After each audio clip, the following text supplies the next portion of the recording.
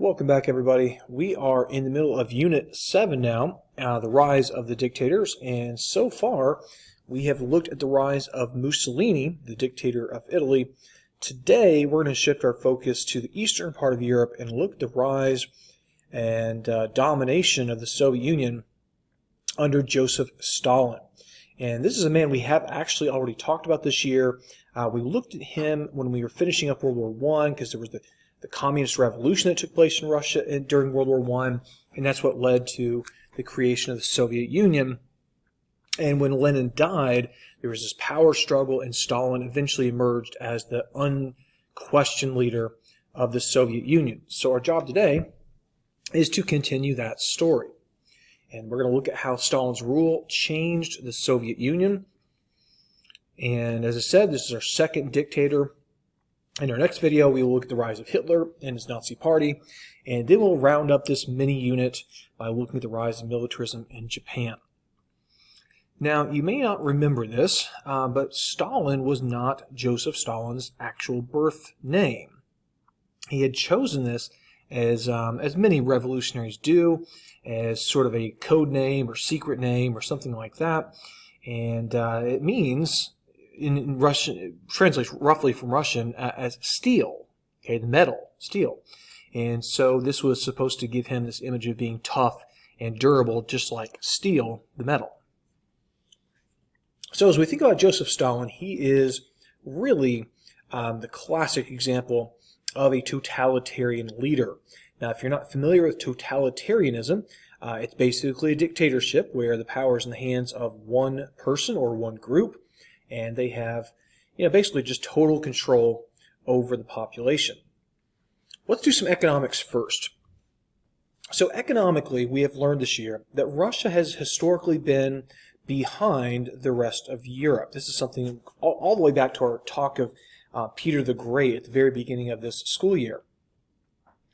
Now, under communism, we have learned that the government controls and plans the economy because the government is basically, it's supposed to represent the people. The people are collectively controlling the economy through the government, in theory anyways. So that means, unlike, say, the United States with a capitalist economy where it plans itself by individual economic freedom, in a communist country like the Soviet Union, you plan it out in chunks. And the Soviet Union used so-called 5-year plans. So they would plan out the economy of the Soviet Union in 5-year chunks. And their goal is to really increase economic production, efficiency, modernization. And their goal ultimately is to catch up with the West. And by the West, I mean Western Europe and also the United States. So that's their goal. And Stalin's words, you can read them here. He says, "We are 50 or 100 years behind the advanced countries. We must make good this distance in 10 years. Either we do, or we will be crushed." So we're going to try to make up half a century to a century of economic progress in just 10 years, he says. And so the propaganda really pushes this a narrative that the Soviet Union is just economically booming, it's progressing, modernizing, all these things, but because, of course, you can't not do what Stalin says, otherwise you'll be severely punished. So in the end, the 5-year plans do increase production of certain things. More tractors, for example, more steel, more coal produced, more electricity produced, and so forth. But it's the workers who are doing the grueling work who suffer, and it also turns out that they're focused heavily on heavy materials like those things I just mentioned, like, say, railroads or tractors or something, but not a lot of consumer goods are being produced. So in terms of consumer goods, say like clothing and radios and food at the supermarket and stuff, the Soviet Union continued to lag behind. But with the Soviet Union and communism in general, there's usually a disconnect between the propaganda world where everyone's happy and energetic and behind the movement, and then the reality of life in these types of situations, which, frankly, not pleasant. We learned that when Lenin took over and established the Soviet Union, he had this slogan, peace, land, and bread, and he had given out a lot of the land to the poor peasants. This was one of the things he did to basically secure the loyalty of the massive population of peasants in Russia.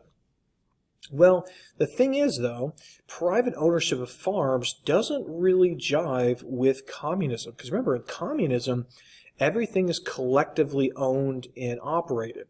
In the name of the people, the government collectively owns these things.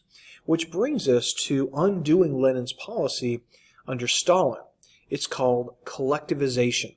We're basically going to take these farms from private individuals, and we're going to create these massive government-operated collective farms on which peasants are basically assigned, like so many factory workers would be.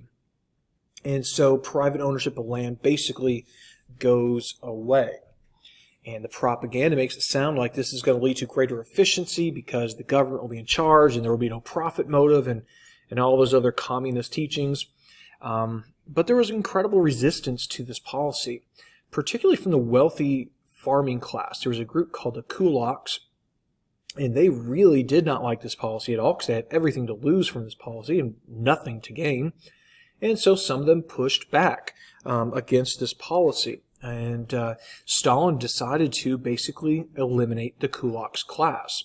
Some 2 million wealthy farmers, these Kulaks, were sent to Siberian prison camps, and about 500,000 would die from either being murdered or executed or die from disease and other health conditions. So this is a massive loss of life, and it really speaks to this idea that resistance against Stalin is going to be punished severely.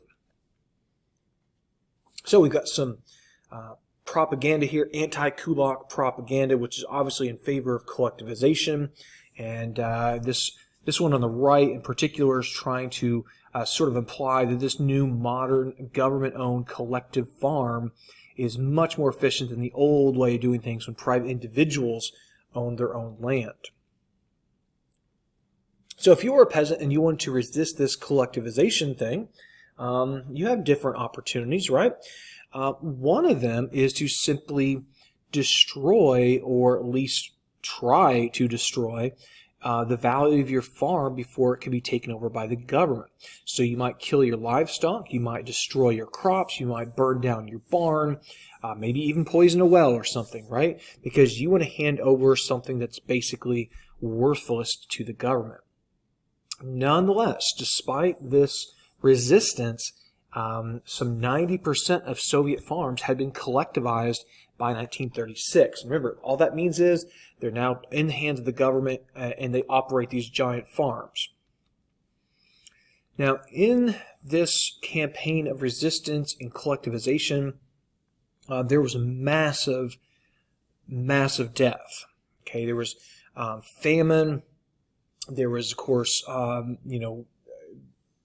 basically people being rounded up and executed. And Stalin also came to the conclusion that food could be used as a weapon to punish areas that were resisting his control. And the area known as Ukraine, which is now an independent country, just north of the Black Sea, so kind of basically on the western edges of the Soviet Union, they resisted and they were hit hard by these policies, where basically Stalin took as much food as he could out of Ukraine and refused to let any more in. And in terms of a death toll, we're not entirely sure how many Ukrainians died, but the estimates are probably in the millions, maybe upwards of 4 million. And this is known as the Holotamor, which translates as basically death by starvation. And it's one of these genocides that has been somewhat overlooked by historians. And it's awful to think about these millions of civilians being starved to death because they had dared to resist Stalin's policies. All right, now that's not it for the brutal punishment. Let's now look at Stalin as a dictator who's going to use terror to promote his rule. Dictators typically are very, very paranoid because they're going to create lots of resentment and people might act on that. But also, many dictators themselves had been revolutionaries in their earlier days. That's how they became dictator in the first place. In other words, they had overthrown the last guy. And so they're always looking over their shoulder, wondering if someone has the same plan for them. To head that off, dictators often have brutal secret police forces. Now, there's nothing really secret about the secret police. The Nkvd was Stalin's basically private police that answered only to him. They had authority to basically do whatever he wanted them to do. They could tap your phone and listen to your calls. They might read your letters. They might encourage people to turn you in if they hear something disloyal.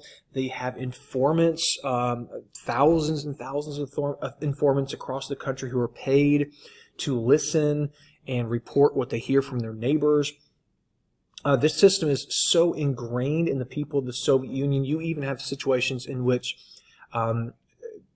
children are turning in their parents based on what they hear their parents say behind closed doors about Stalin.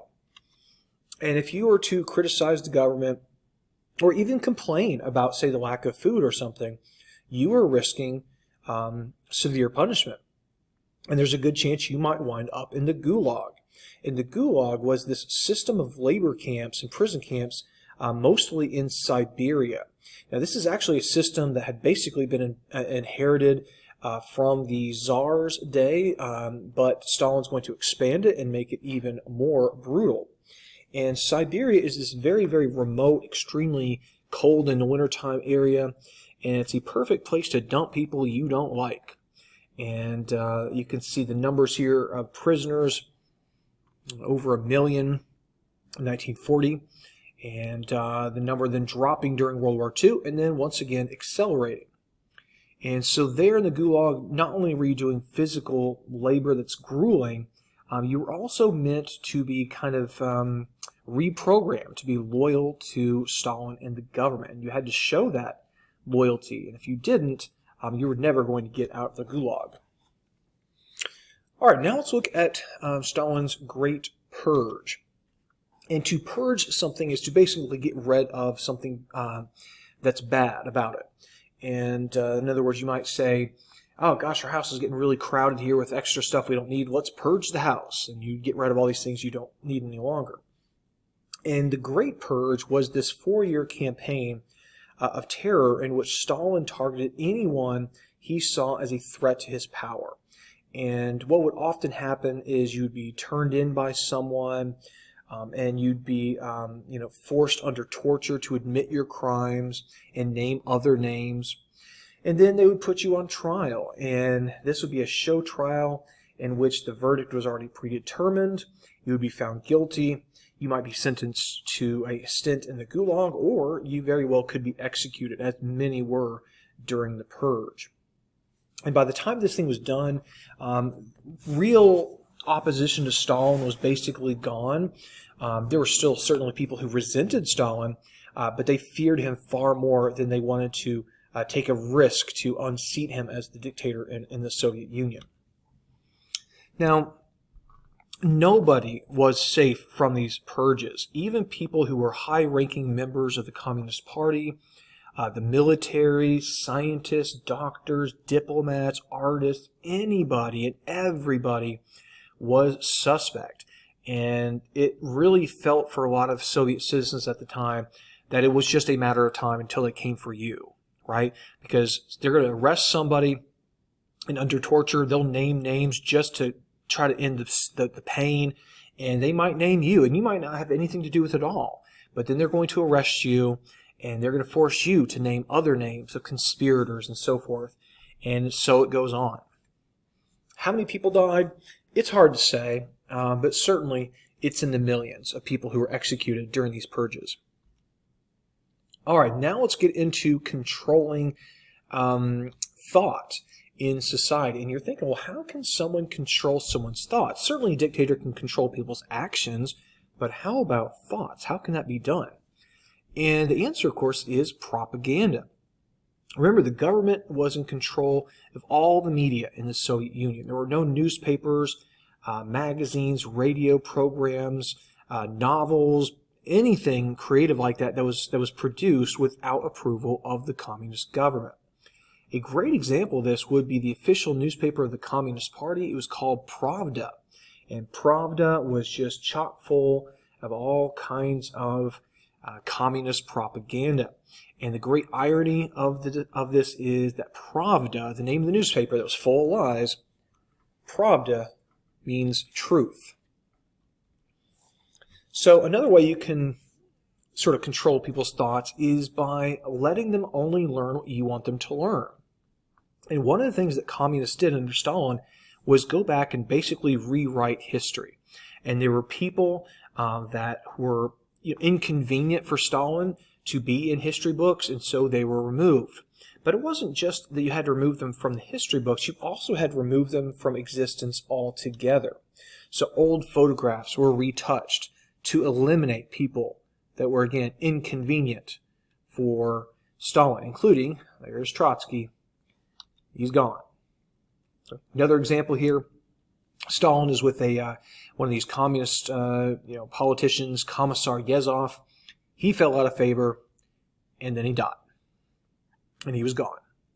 So it's not just that we're going to kill you, it's we're going to erase you from existence. It's like you were never even there. There's no record of you. So propaganda was working overtime in the Soviet Union, and its goal was to mold and shape people's minds and create in them this sense of undying loyalty to Stalin. It's called the cult of personality. Stalin is seen as almost godlike, the father of the country. He could do no wrong. People were told that Stalin was literally infallible. He could not make a mistake. It's physically impossible for him to do so. And that's the message that was being reinforced. It's in the newspapers, it's in the radio, or on the radio rather. It's in the movies, it's in the books, it's in the posters and paintings, everywhere you hear. And eventually, if you have no other information to counter that, you really start to buy into this. Now, the art you're looking at is a good example of something called Socialist Realism. And Socialist Realism was like the approved art form of the Soviet Union. Its job was not so much about art, it was more political than anything else. Its job was to convince you that you lived in a communist utopia, and a perfect society where people around the world would, if they could, they would come to the Soviet Union and they would love living there. It's just so great. Everyone has a job, a home, a purpose in life. That's the message that's projected in this art. Everyone's hardworking, everyone's virtuous, everyone's loyal to Stalin. Probably the most famous example of this socialist realism is this sculpture here, the worker and the collective farm woman. And the great thing about this is it's like the physical embodiment of communism, right? Think of the symbol of communism, the hammer and the sickle, the laborer in the factory and the farm worker. Now, this is an example of something that actually was never built. It was planned, but then World War II got in the way, and so it was never actually built. But it was going to be called the Palace of the Soviets. It was going to house the communist government. It was going to be the tallest building anywhere on Earth at the time. It was going to be absolutely mammoth. Again, it was never built, but had it been finished, you can see in terms of size comparison what it would have looked like. All right, let's now look at religion. So Stalin was not a fan of religion, which is, again, kind of ironic because he was actually early in life on the path to becoming a priest, going into the priesthood and all that, going to seminary and all that. But he, like any good communist, eventually came to see religion as a waste. So communism does not like religion, any religion, because it feels like it is designed to keep the lower classes dull and distracted from their own circumstances. And so the communists want to get rid of all religion. And Stalin, of course, was also paranoid. This is another thing about controlling thought. If people put their faith in God above their faith in Stalin, that's a problem for Stalin. And so he wants to basically eliminate religion altogether. So churches were destroyed, priests were thrown in prison, some of them even executed. This church right here was blown up, destroyed. Then after the Soviet Union was Well, after it falls in 1991, they decided to rebuild it. So that church that was blown up is once again in Moscow. This is some anti-religion propaganda. The title tells us that religion is poison. Protect your children. Right? You've got to protect your children from religion, it tells us. This one, again, some more anti-religion propaganda. They're dumping out all these things that they don't think they need anymore, like church bells and even religious figures. Now, in terms of education, what you would have seen in Soviet schools obviously is a huge amount of propaganda and brainwashing, certainly, but also a particular emphasis on things like science, math, and technical training.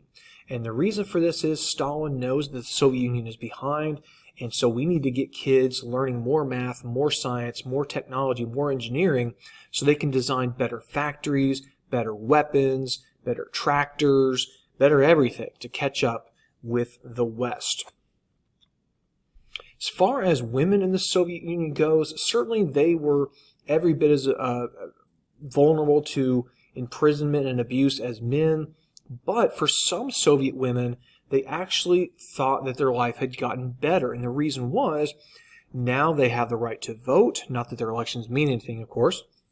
They're going to earn equal pay to men for the same job, and they have opportunities they'd never had before. So women can now become factory managers, or they can drive a tractor on a farm, or maybe they can go out and work on a construction crew or something like that. And so this was seen as a great advancement for women, and this was actually inspiring to a lot of women across the world. Of course, that's not the whole story. The abuse women had to suffer in the Soviet Union was horrendous. I mean, the fear of being sent off to the Gulag or being executed was ever present for men and women.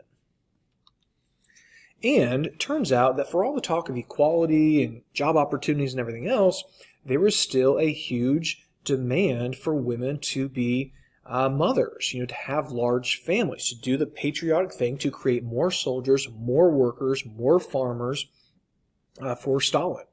And so by having lots and lots of kids, you're showing off how loyal you are to the government, to communism, and to Stalin himself. All right, that was a lot of information, guys, we just covered, but that's a quick run through on Stalin, his control over the Soviet Union, and the steps he took to make sure no one would question his authority. We looked at things like propaganda, the Gulag system, the Great Purge, and all around you see a people of the Soviet Union who are looking over their shoulder, always paranoid that they might be arrested next. So we'll finish the story of Stalin because he's going to live all the way until the 1950s. So we'll talk more about him in World War II and also the Cold War.